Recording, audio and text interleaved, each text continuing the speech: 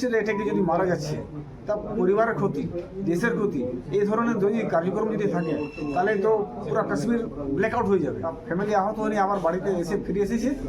আমার দেখা যায় যে আগামী এবার কি হচ্ছে, আমরা অপেক্ষা করছি যে ওনার পার্থ শরীর। 22 এপ্রিল মঙ্গলবার দুপুরের ঘটনা কেটে গিয়েছে গোটা একদিন, তবু হাড়হিম করা কাশ্মীরের হত্যাকাণ্ড চোখ বোঝালেই যেন আতঙ্ক ডেকে আনছে প্রত্যেক ভারতবাসীর মনে। দুপুর দুটো আচমকাই ভূস্বর্গর রূপ নেয় নরকে। কয়েকটি গুলির শব্দ, তার সঙ্গেই শেষ হয়ে যায় তাজা 28টি প্রাণ। আবারও সেই ধর্মের দ্বন্দ্বে জঙ্গিদের হাতে বলি হতে হলো পর্যটকদের। কিন্তু দায় কার? সেসব নিয়ে যদিও এখনও সমানে উত্তপ্ত দেশের রাজনৈতিক মহল, অপেক্ষা গোটা দেশ। এরই মাঝে কাশ্মীরে জঙ্গি হামলায় বাংলার ঝালদা শহরের জেলায় ফিরল নিহত এক পর্যটকের দেহ।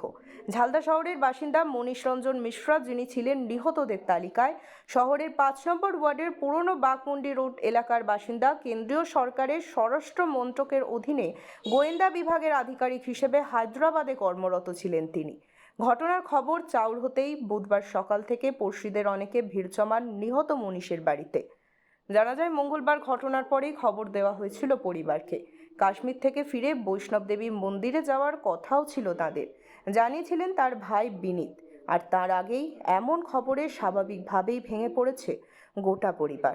নিউজ পেলাম যে দাদা গেছিল ঘুরতে, ওখানে খবরে ফোন করে জানালেন যে উনি নেই। কিভাবে হয়েছে ঘটনাটা? আতঙ্কবাদীরা গুলি করে দিয়েছে। কোথায়? পেহেলগামে।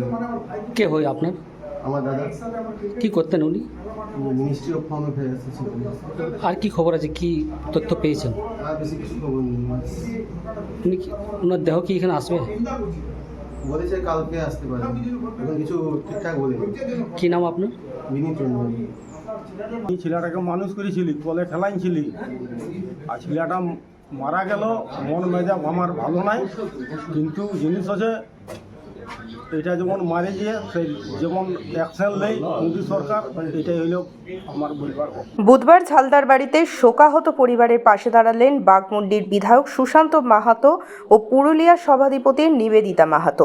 এদিন বেশ কিছুক্ষণ পরিবারের সদস্যদের সঙ্গে কথা বলেন বিধায়ক ও সভাধিপতি। বাড়ি থেকে বেরিয়ে সাংবাদিকদের মুখোমুখি হয়ে কি বললেন তারা, শুনুন। তো নিজেরা এখন শোকস্তব্ধ আছেন। আমরা আজকে এসেছিলাম, যিনি নিহত হয়েছেন তিনি একজন আইবি অফিসার, এই বাঘমুন্ডি বিধানসভার অন্তর্গত ঝালদার যিনি আছেন। খুবই দুঃখজনক ঘটনা। আমরা এসেছিলাম পরিবারের পাশে থাকার জন্য, পরিবারের সমবেদনা যাওয়ার জন্য। যতটা আমাদের সম্ভব তরফ থেকে আমাদের, যদি ওনারা কখনো কিছু প্রয়োজন মনে করেন আমাদের সাথে যোগাযোগ করতে বলা হয়েছে। এখন ওনারা বলেছেন, আশ্বস্ত করেছেন যে ওনারা অবশ্যই যোগাযোগ করবেন। কিন্তু এখন ওনাদের পরিবার, মা বাবা বা ফ্যামিলি যারা আছেন, প্রত্যেকেই এখন সেই জায়গাতে নেই যে তারা কিছু কথা বলবেন। তাই আমরা এলাম যে তারা ভালো থাকুন এখন যারা আছেন, এবং কিভাবে কি ব্যবস্থা করা যায় ওখান থেকে যারা ওনার ফ্যামিলির মেম্বারও কিছু ওখানে আছেন ওনারা আসবেন, সেই জন্যই আমরা এসেছি।